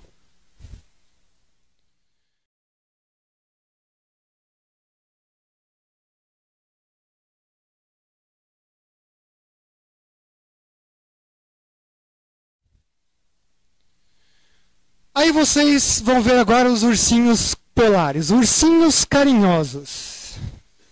O símbolo do aquecimento. Estão cansados? Imagina eu. Mas eu tenho que falar, não tem jeito. Ursinhos carinhosos. Os ursinhos estão morrendo por causa do aquecimento global. Bom, desde a Guerra Fria, americanos e soviéticos, o coqueluche dos caras era enfiar um submarino nuclear no Polo Norte. Por quê? Lançar mísseis nucleares de surpresa nos seus adversários. Ataque nuclear de SLBM, que são os mísseis sublançados, demora 8 minutos. Tempo de resposta quase impossível de dar. Então eles já estudam o Ártico há 50 anos. O que eles gostam de fazer? Furar a calota de gelo. Por isso que esse submarino a 270 milhas do Polo Norte, furou a calota de gelo. Então a calota de gelo no Ártico é fininha mesmo.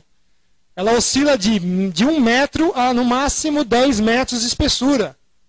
Porque é oceano congelado. Não é continente lá. Então os ursos aproveitam-se da calota polar para ficar passeando por lá para caçar. Ninguém fica lá porque gosta. Tá? Então, tanto é que o urso polar está vendo se ele pode comer o submarino. Certo? Está confundindo com uma baleia.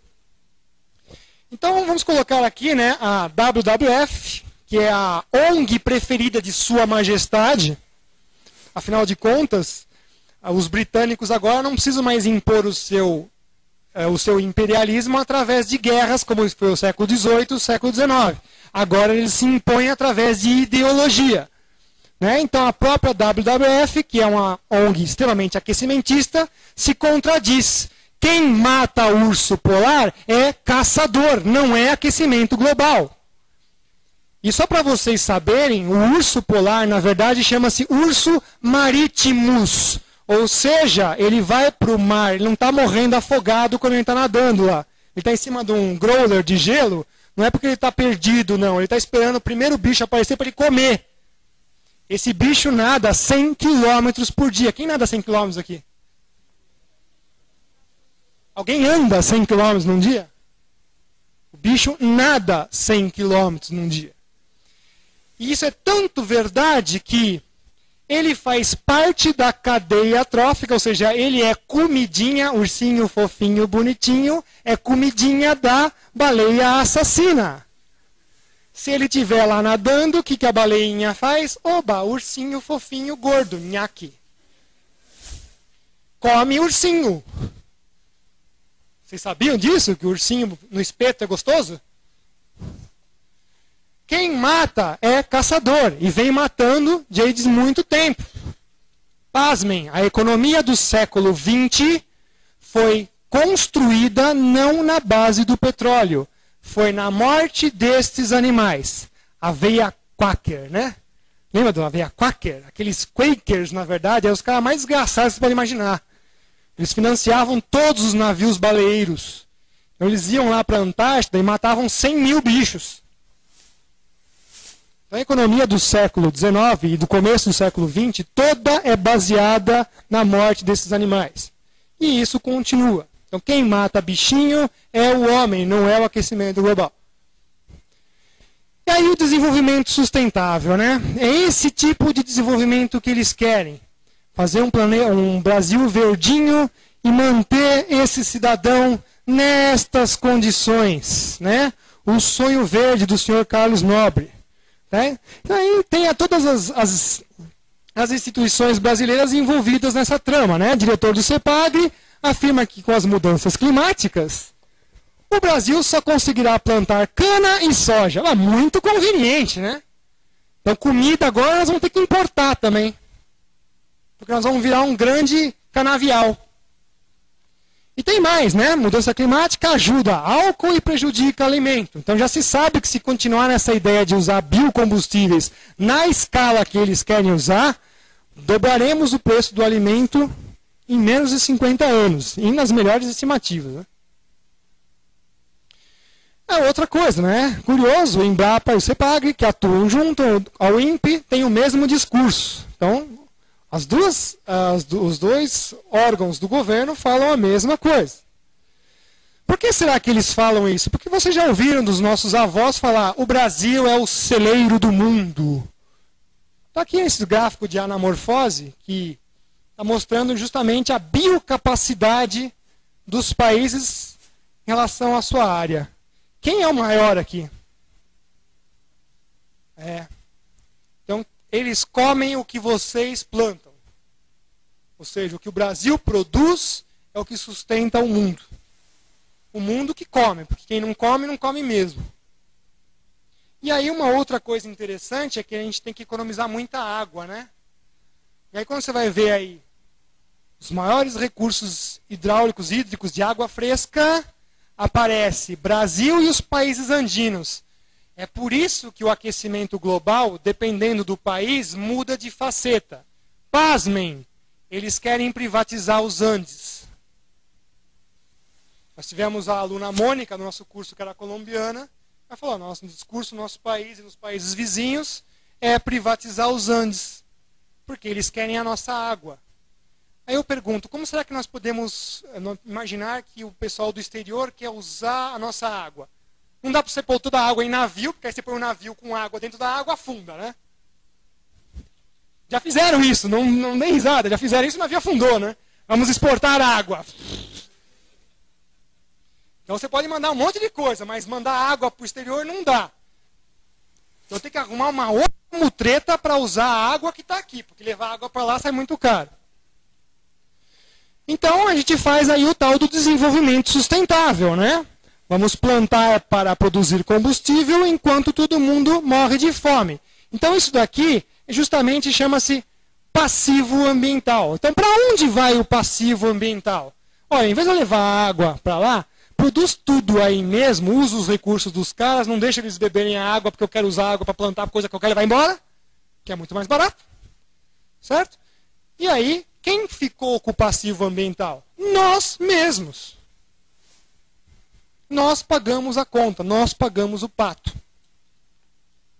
E aí vem o maldito dos créditos carbono, que é a historinha. Aí, vai plantando uma árvorezinha aí, que eu te dou um dinheirinho pelo crédito carbono, né? E é o que eu decido quanto que é.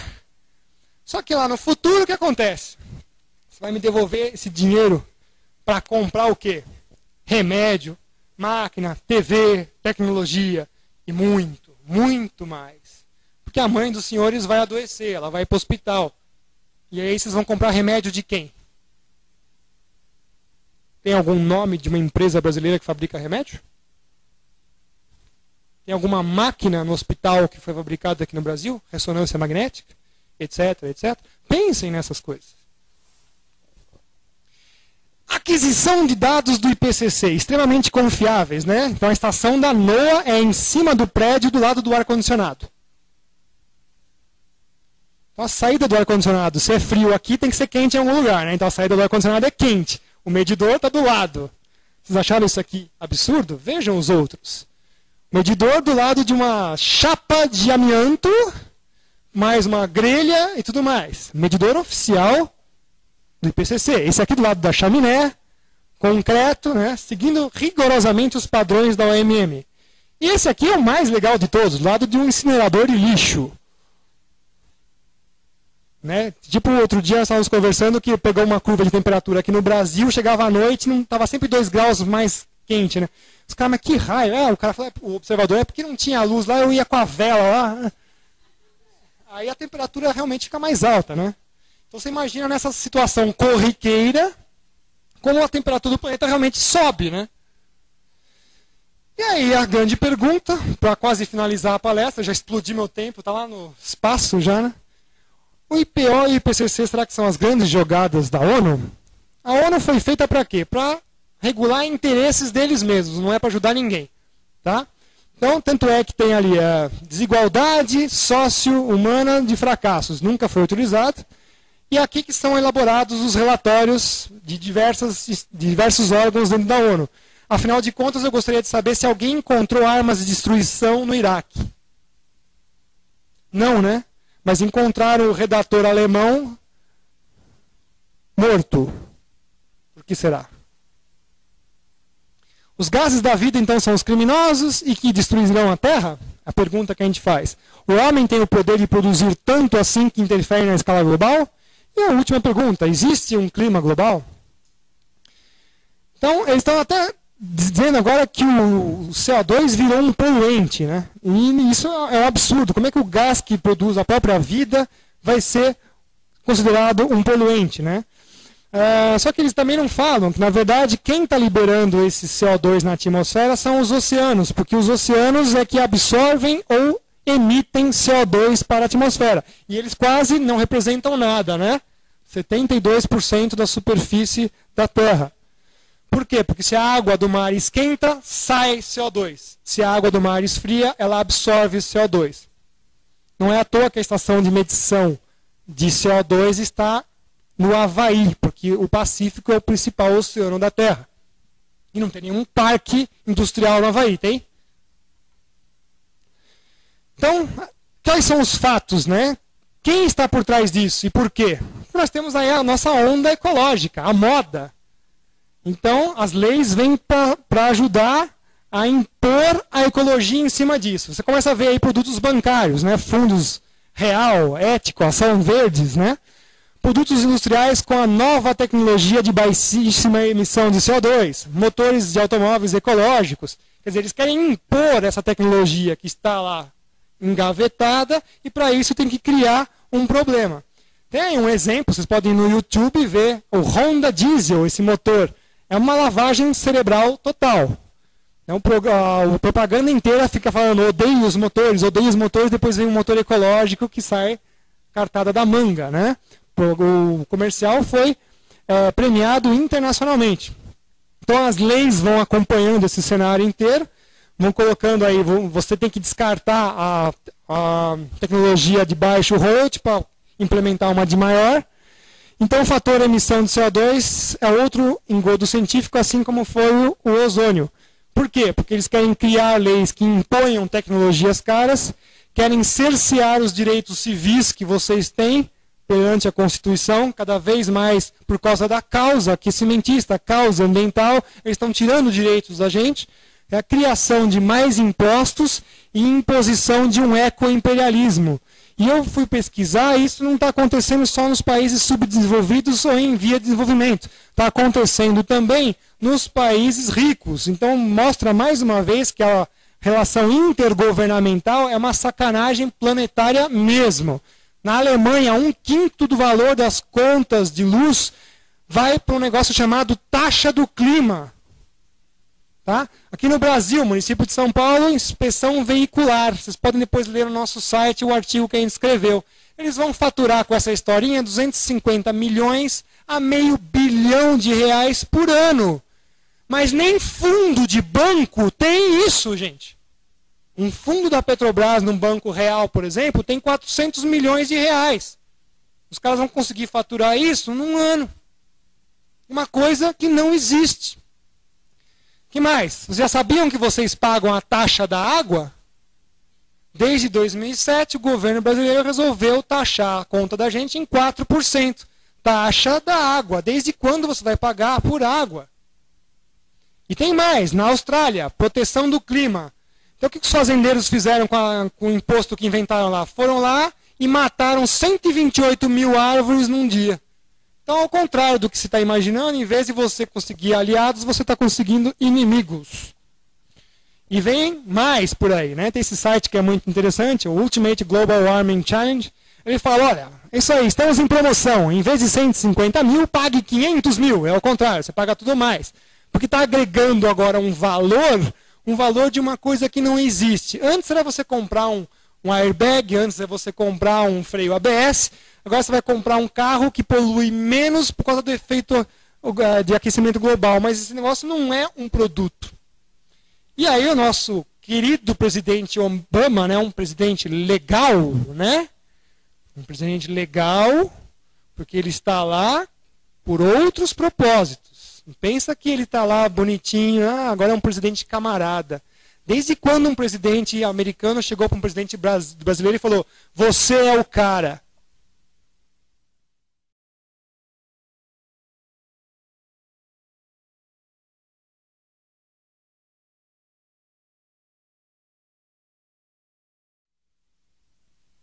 será que ele está querendo por trás disso? Aí está aí, ó, para os Estados Unidos, agora ele vai decretar que os carros têm que ser mais econômicos. O status quo não é mais aceitável, disse Obama, num anúncio que pressionará as montadoras a se modernizarem para que produzam veículos mais eficientes. É lógico, né? Ficar andando com carro motor V8 o tempo todo não dá, né? Tem que andar com um motor mais tranquilo. Aí vem lá, né? Fizemos pouco para aumentar a eficiência do consumo dos carros. E a outra que eu achei mais interessante, que agora, para os Estados Unidos, os carros vão custar $600 a mais. Mas os carros lá custam cerca de 3 mil a 5 mil dólares. Então, $600 a mais é muito. Então, você imagina que um carro aqui custa 30 mil, 40 mil reais, ele deve vir por 60 mil. 20 mil a mais porque ele é mais ecológico. Mas mais ecológico em quê? Se estou comprando ecologia num produto, nós temos que parar para pensar nisso. E aí, eu vou usar agora a historinha do CFC, porque todo mundo acreditou que era ele que fazia o buraco na camada de ozônio. Não, na verdade, os CFCs eram uns gases muito, muito baratos. Foram inventados nas décadas de 50, extremamente estáveis, seguros, inertes e perderam as suas patentes. E nesta situação, grandes produtores de refrigeradores surgiram, Brasil, a Índia, a China. Então, o que aconteceu com as outras empresas de aparelhos e as empresas que produziam os gases CFC? Na verdade, não são todos os CFCs que estão proibidos, não. Tá? São só os que perderam as patentes. Bom, eles começaram a ter uma concorrência e uma queda de lucros. Eles precisaram fazer o quê? Criaram um problema. O problema foi, então, o buraco no ozônio. Radiação ultravioleta, vai matar todo mundo. Deu o prêmio Nobel para o Mustafa Toba, que é um cara que vocês nunca mais vão achar esse cara, nem na internet tem mais ele. Né, porque já cumpriu o seu propósito e assumiu com o cara. E aí, imposições internacionais, leis, opinião pública, e aí aparece o quê? O Protocolo de Montreal, que exige, feito por aquela senhora, Margaret Thatcher, exige que os países, para receber fundos do FMI, têm que assinar. Então só recebe grana se assinar o protocolo. Então surgiu, de repente, da manga, o gás HCFC. Você agora tem que pagar patente e tudo mais. Então, se o CFC custava $1 o quilo, o HCFC, no último preço, está a $39 o quilo. Então, a Hearst, a Tochen, a Alchemicals estão nadando em dinheiro. E o melhor, você acha que você pode usar um HCFC numa máquina de CFC? Não. Você tem que jogar fora o seu ar-condicionado, a sua geladeira e tudo mais. Então, você tem que força trocar todos os equipamentos. Extremamente ecológico. Certo? Extremamente ecológico. Vai jogar tudo fora, não sei para onde vai isso, para comprar tudo novo. E o CO2, será que é a mesma historinha? Bom, gases gerados por energias muito baratas. Então, os grandes produtores de carros, China, Brasil, Coreia, uso normal. Agora a gente precisa impor a mesma coisa. Criou um problema, aquecimento global, mudanças climáticas, deu um Nobel, né, para o nosso querido Al Gore, imposições internacionais, mexer na opinião pública, novas tecnologias, novas patentes. Use painel solar, use energia eólica, são energias extremamente caras, ineficientes. Vai mandar usinar ferro com um gerador eólico. Eu duvido que você faça. Então, na verdade, eles querem aumentar a conta de luz dos senhores, fazendo o quê? Implanta uns painéis solares aí, que é uma coisa extremamente antiecológica. O painel solar dura de 2 a 4 anos e ele vira um dos lixos mais tóxicos que existe. A Itália está por aqui com esse negócio. Tá? Energia eólica na Alemanha mata 1 milhão de aves por ano, com aquelas pás gigantescas. Então aquilo lá nada mais serve para você fazer a sua geladeirinha funcionar. Não serve para você fazer uma indústria funcionar. Mas eu quero a energia barata para mim. Eu quero que você fique com a energia cara. Essa que é a imposição do ecoimperialismo. Certo? E aí vem o seguinte. quer usar, vai pagar.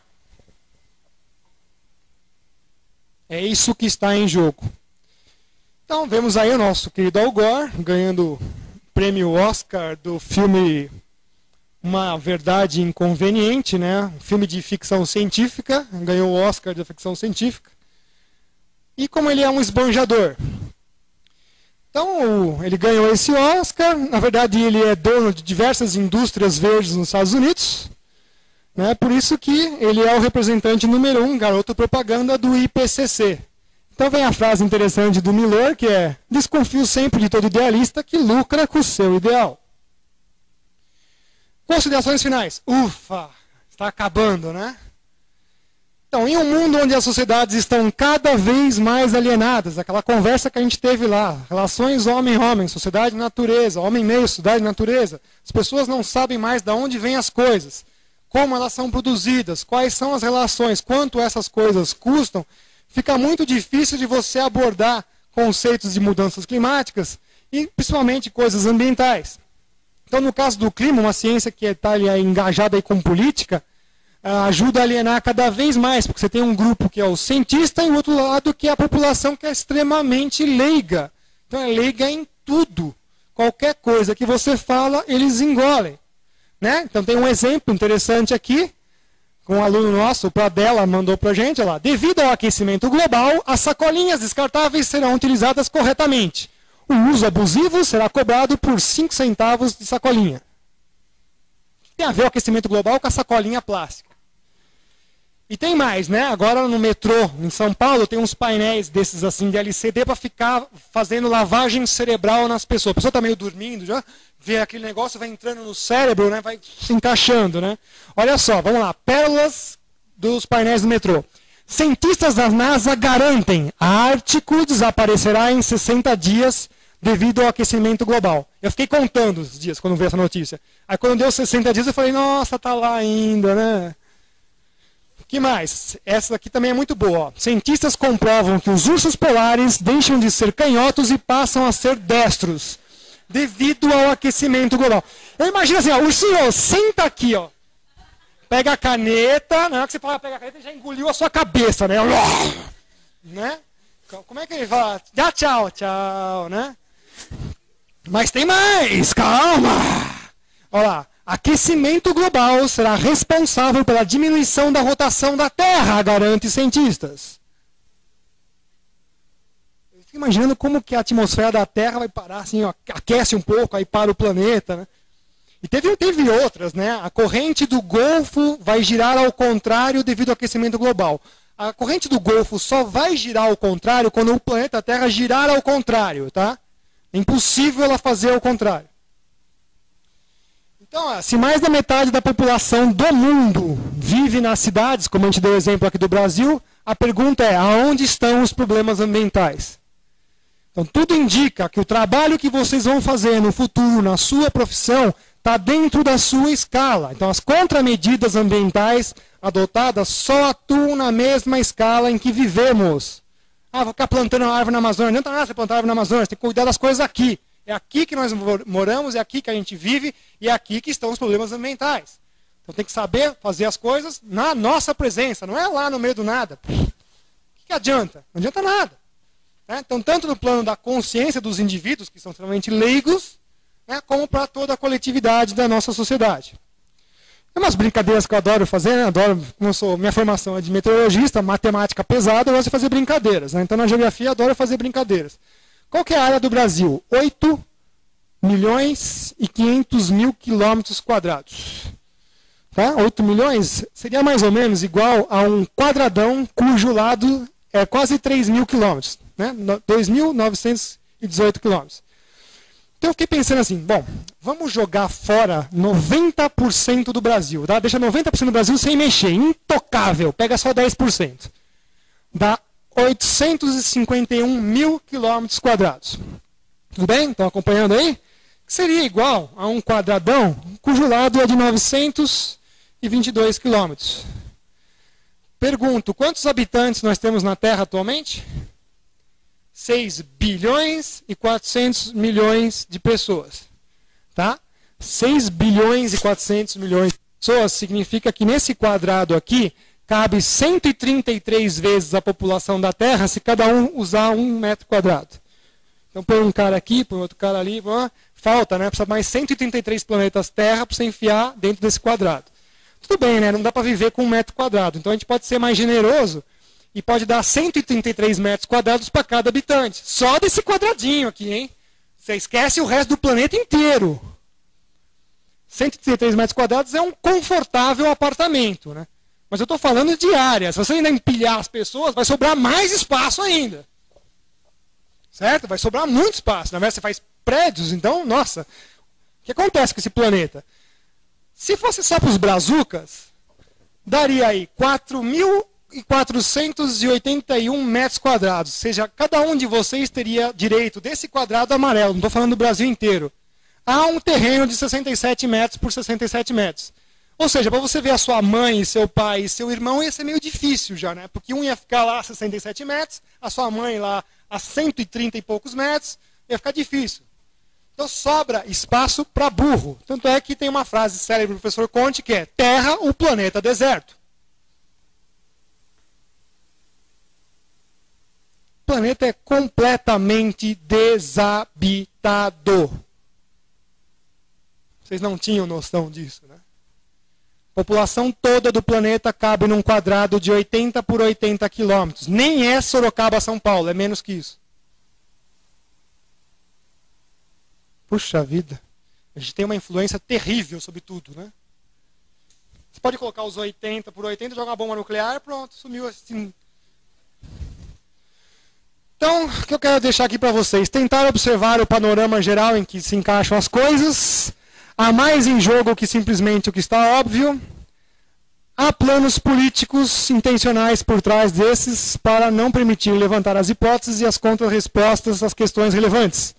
Criticar sempre, duvidar sempre. Vocês não só são engenheiros, vocês também são cientistas. Tá? E antes que vocês se sintam patetas, eu recomendo para vocês A Fraude do Efeito Estufa, este livro aqui, que é um jornalista alemão. Ele desmascara tudo para vocês. Você começa a ler isso daqui, você vai embora, somente no banheiro.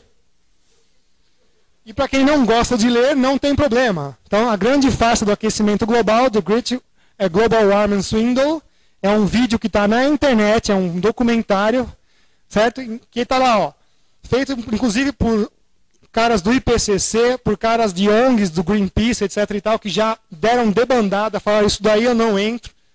Abandonaram as organizações para mostrar a verdade. E aí está a hora da decisão. Eu pergunto: para quem vocês trabalham? Garantiremos o futuro das pessoas que não existem, para os nossos filhos, para não sei o quê, ou pelo causa do princípio da precaução, ou nós vamos garantir o mínimo para as pessoas que existem agora? Quer dizer, eu tenho que garantir coisas para quem não existe e deixar as pessoas de agora morrer de fome? Afinal de contas, vocês são aquecimentistas ou vocês são céticos? Então, toda vez que a gente agora olhar sobre o meio ambiente, né, afiem o seu olhar. Olhem as coisas com mais cautela. Tá? E eu recomendo para vocês o nosso site na internet, o fakeclimate.com, onde a gente coloca nossas matérias, nossos artigos e desvenda várias das mentiras que estão sendo impostas pela imprensa e pela ciência falseta que está aí engajada. Ali embaixo está o meu e-mail. Então, muito obrigado por essa oportunidade e vocês são heróis de aguentar a minha fala de sei lá quantas horas. Quantas horas? 1h50. O pessoal da USP é normal. Obrigado então, pessoal.